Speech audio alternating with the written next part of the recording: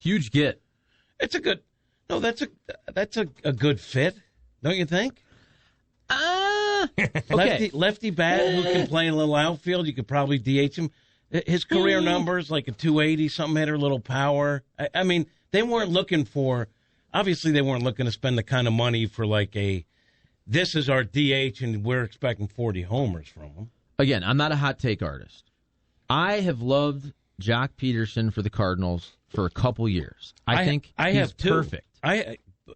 Before we were back together on the air, I was a Joc Pederson guy because he fit the Cardinals' need. And I also like guys that have been on the big stage, in postseason games. That way they've already experienced it. You're not worried about it. So I always like Joc Pederson. So you got to remember, too, Joc Pederson is from Palo Alto.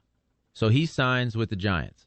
Maybe he really wanted to play for the Giants. He got $1 million more than what the Cardinals gave Corey Dickerson. All I'm saying is, Corey Dickerson, I was looking up his numbers, career as a lefty bat versus righties, really, really good. So you're liking that. He can slug righties. Last year, not the case. So was that an outlier? Because if you base it on his career numbers, I like what he brings to the table. Last year, he did not hit righties. He wasn't slugging 500 versus righties. I don't know. He's not young. 32. What is he, about 32-ish? 32. Yeah, but to me, you have to kind of put it in First of all, with Pederson, I read someone on the Giants who's friends with him texted him and said, "Where are you signing?" And he said, "Probably Japan." And so I can't remember what player this was. Apparently went to the Giants and said, "No one's signing him. Get him." And he was there the next day. Like it happened that quickly. I saw last year's numbers weren't. This is a signing where he fits what they need. It's not going to make or break the Cardinals, right? I mean, they got other options, but it's a good piece. Look, I would prefer a guy who was going to hit 40 homers, but where are they? Based on what they need and what it would cost to bring Schwarber in, who may be 40, could be 28 with a 225 batting average. You're not really sure. So based on what they need, he fits. Right. That's all I'm saying. I'm not trying to crush the move because I think it's fine. I'm not super excited about the move. It's fine. It's a depth piece in the same line of, I understand when Drew Verhagen was signed, when Nick Whitgren was signed, Cardinal fans probably didn't throw parades, but you need folks like that. You really did. You needed a platoon/bench pinch hit lefty bat. They really needed that, which is why Colin Moran was thrown around all offseason long. So if he can hit righties and do some damage off the bench, it'll be a nice piece. And the Buys they're playing today, aren't they? First game today. Yep, on against the Valley Sports Midwest. On TV I believe it's too? Danny and Jimmy Ballgame. Yeah. James nice, Ballgame. Man. Good. 385 chimes in. Where's that at, by the way? 385. Thank God for the 38 schmil that came off the books when Carpenter and Fowler left. I thought that was supposed to give the Cardinals room to make a big splash move. From what it looks like, if it wasn't for that extra money, we would have to start releasing guys. That's our buddy from Salt Lake City again. Mitt Romney. Mitt Romney, hey? Thanks, Mitt. He wants some masks on their airplanes. All that money went to Nolan Arenado. There you go. Well, let's also think about this because if things don't go well with Flaherty, you're going to have to go out and spend some money on bringing in someone at the front of the rotation, right? We agree on that? Well, I think they're going to get a Jay Happ type, though. I think, unless it's more serious. Hapsy? I think right now, if I'm the Cardinals, I got Happ in camp right now. But I'm saying if Flaherty is longer term, you probably have to start thinking about that. What were those jeans that Mike Matheny used to wear? With the diamonds on them and Yes. stuff. I used to have a pair of them. They're called sevens. 7 jeans, I think it was. Cost you like $250. When I was growing up, Sassoon jeans. Sassoon? Isn't that a hair product? Vidal Sassoon. They were Sassoon jeans. I was actually going to bring up Mike Matheny because I don't know if they were Affliction shirts. I could be wrong because I never had any. But there was also the same design of Affliction. There were Christian shirts like that. You know what I'm saying? Oh, yeah. I didn't have any of those. Okay, but were they also Affliction? Because it would be a big shirt. It would be black. It would have that gray, but the cross would be really big, but also there'd be a bunch of kind of, paisley decorations. Like it had that Affliction look, but it was all based on the cross. Jesus or something? No, it was based on the crucifix. Oh, well, I had the Like cross Mike Matheny, shirts. I remember interviewing him when his kid was a stud at Westminster, and he was throwing BP back in the day. And I mean, Mike Matheny was jacked, dude. He was Damn wearing right. those jeans. This is probably 2008. This is before he was the manager. He was wearing those jeans, and he had that type of shirt. He looked badass. Is what he looked. What was the other? His people that play with him, like, you don't mess with Matheny, Dude, like, remember he big ate guys. That, remember he ate that ball right in his chin and didn't even go down. Like he ate it like a man. I like Mike. He was a tough. my tough nana, guy. my nana loved him so much. Oh Lord. Oh, women in town. Oh God. Women in town freaking loved Mike loved Matheny. him. She met him one time. He was so sweet to her. Oh God, I like Mike, man. I'm Anytime gonna he give invites you, me, I'm going to give you a little Mike Matheny story. So when he worked with Fox Sports Midwest, and I would sometimes host, and he'd be the analyst, and he'd walk in, and I'd always pretend like I was about to faint because he was such a handsome man. Heartthrob. Right? So every Dreamy. time he would walk in, I'd be like, oh, my heart's aflutter. Anyway, he became manager sort of out of nowhere, right? Sort of out of nowhere.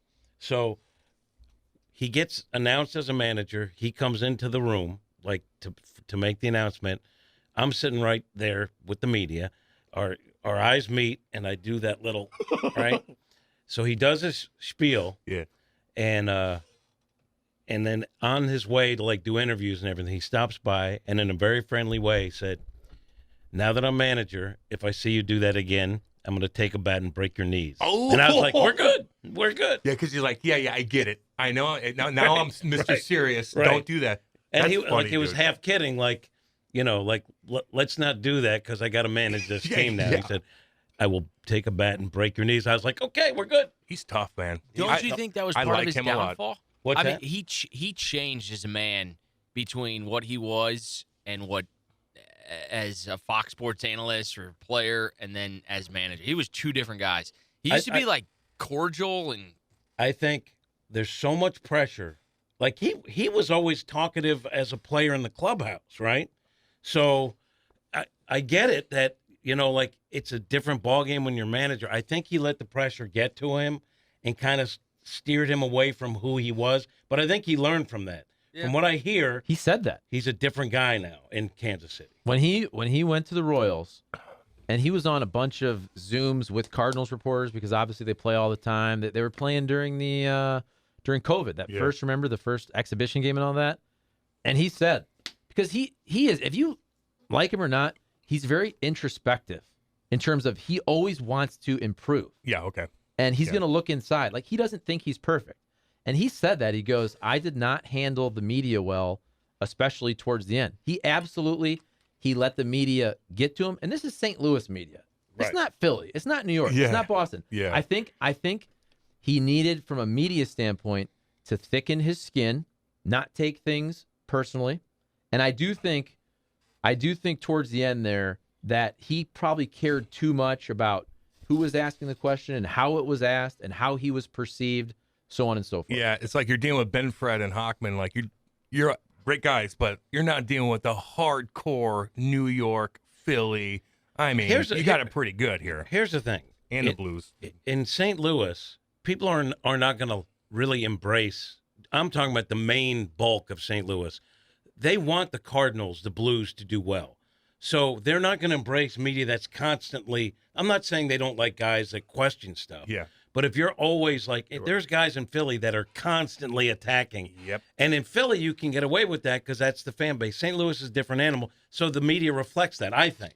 I think you're 100% right on that. But the pressure that you get for being on the hot seat without having really been exposed to it, like I think with Shildt, who I respect to the, he's a wonderful guy. And I always watch and try to learn as much as I can, like about things like leadership. Like Shildt taught me a lot just by watching him, but it got to him too. There's no question that the media got to Shildt. It was new to him how to deal with it. And with Matheny, I agree with you. He doesn't think he's perfect. Neither does Shildt. They're always trying to get better, but it got to them. It got to both of them, I think. Yeah. 855-282-8255. I think we do need to go to break. Text line's blowing up. Let's see here. Monty chimes in. 100% agree with Cam. Smoking is a sign of weakness, physically and mentally. Rockwood chimes in and goes, I think Matheny wore the Ed Hardy, too. Ed Hardy shirts. That's Did they right. have the crosses? Yeah, they were loud, that loud jersey, kind of like, look at me. Usually you have a big upper body and small lower body. Jersey folk, they only do upper body. I have that reversed. What about Ed Hardy? Talk about nerds, Fuelsy. Kyle chimes in and goes, Mr. the Cat, of all the Cardinals managers that you've covered and had a personal conversation with, who else was your favorite on a personal level? Sorry, but for the convoluted way of wording that question, Cam. I got through that pretty good. Go ahead and answer that. Shildt. I just think he's such a down-to-earth guy. I like them all. And the thing about Tony La Russa was that he was combative, which I love. Yeah. And people thought it was real. With Tony, everything had a reason of why he was doing it. And it was just for show. We get along great. But the guy who I really enjoyed the most, I will say, Shildt. And I know Ollie Marmol very well. I think he's from the same school I think he's going to be great. Like, really? He gets it. I think the media already likes him, and I think he's going to be great. But, as you know, I root for chaos. I root for storylines. I want sauciness. Yes. Even if it's directed at me. Let's go. You can't beat Tony La Russa. You can't beat Tony La Russa. And by the way, Mike Keenan? Okay, well, when I moved here, Tony La Russa, so I got to, and I wasn't there every day, but 8, 9, 10, 11. So his last 4 years. And I remember the first time he kind of snipped at me was 2008 when, remember, the whole deal with Edmonds was a Cub? And there was a big thing about, this great Cardinal was now, Tony said something. Well, then Jim responded and said, I guess I'll take that number out of my phone. And I just happened to be down there. And I asked him about it pregame, and he was real snippy. Remember, they had to have a makeup session where Tony goes to Jim's restaurant a couple years later and brings the bottle of wine and says, hey, man, and now they're good. But that was a great Cardinal, and that relationship was fractured. And I remember Tony, he was not having it. Like, what'd he say? Like what? He's Cub now. He's Cub now. You know what I'm saying? Like, the next day, he was never mad at you. And if he snipped at anybody, whether it was you, whether it was Bernie, I feel like the next day he was all good. Seconds later, like people thought, like when we would go back and forth and he's like pounding me, people thought it was like this big, and then, like, honestly, as soon as the camera stopped, I'd see him in the hallway like nothing ever happened. Can we find some clips? Yeah. Can we find clips of this somehow? Tony, the one where he snipped at Bernie, he wouldn't take questions from the Post-Dispatch, remember? Because they wrote a headline just about like the you Cubs. switch papers? Yeah. Or something like that? Just so you know, too, because you're a guy that follows the analytics of media and stuff. Like, after a bad Cardinal loss, our post-game shows would do better numbers. Because we called it Tony TV because people wanted to see Tony unload on a reporter, maybe me. And so people would hang around to watch Tony explode. And that's why I've told this story before. It's not that great. But Tony would snip and snipe, and the next day he was fine with you, and he was cool. And the whole thing about how you doing? Tell you in 3 hours. Because until 10:30 hit and the game was over, that's all he was focused on. Man, and I get that. The one time when he had shingles, and I've told the story, it's not that great. But our Fox 2 photographer could not get to the ballpark. They couldn't park in time. Yeah. They missed all of Tony. For whatever reason, we had to get Tony. The man had shingles. His face was a pepperoni pizza. Oh. And I had to knock on his door. God. I think that was 8 or 9. I just started. And I knock on his office. Tony is laying on the couch. He has a wet towel over his face of shingles. Oh, God. And I knock on the door. Hey, Tony. I'm really sorry. Our photographer, he showed up late. Is there any way can I just get like 2 questions? And he rises like the crypt keeper. Oh, God. With a towel, like the Undertaker. With a towel on his shingled, riddled face. And he pops up, he takes the towel off, and answers my 2 questions. When he took the towel off, were you like, oh! And this man was in pain from shingles. He was always available. Like, how do you get He was helping you out. And he would always respect that you had a job to do. He wouldn't kill you for it. Like, if you didn't like the question, oh, that's a terrible question. Well, how about this? I know we're supposed to break, but so many great stories come to mind. Do you remember? You'll remember this. So Calvin May. Who? Tony's leadoff man. Okay. Calvin May would ask the first question to Tony. It was always a softball. It became a thing. It was funny. Hey, Tony, second inning. Do you remember the one time that Calvin didn't show up? Calvin missed a game. So the next game, Tony's like, so Calvin asked the question. They won, so Tony's in a good mood. And Tony says something like, hey, you weren't here yesterday. Where were you? And Calvin's like, I had to paint my boss's garage. And Tony said something like, well, you can't make up that story. Remember that? It was so great. It was so great. Yeah, I like that, man. And you know what? Craig Berube has a little bit of that, although he's more stoic. He doesn't want. But even Berube will say 3 words, but it's like saying like a whole paragraph. Like I could, like this is like facial expressions when they get that last question out. Oh boy, from what's his name? Who we love, head beat writer Jim Thomas. Jimmy Thomas drives Berube crazy, and it's so funny. But he's not as witty. Berube, like he's not gonna have a wit, but he'll just be stern and say something, and then you're like, yeah, you're not happy with that question. Let me get to the text line real quick. 855-282-8255. To Jim's point about Matheny getting hired out of nowhere, homeboy had a little debt he needed to erase, and Johnny Moe did him a favor. Look, there's no question Matheny had some financial issues. I'm glad he's past them. Yep. But Moe and Matheny had a relationship that was, it started when Matheny was a player. And from what I understand, Moe had said, one day if I'm ever general manager, you're going to be my manager. So, and this was before the debt. So I don't think this was, okay.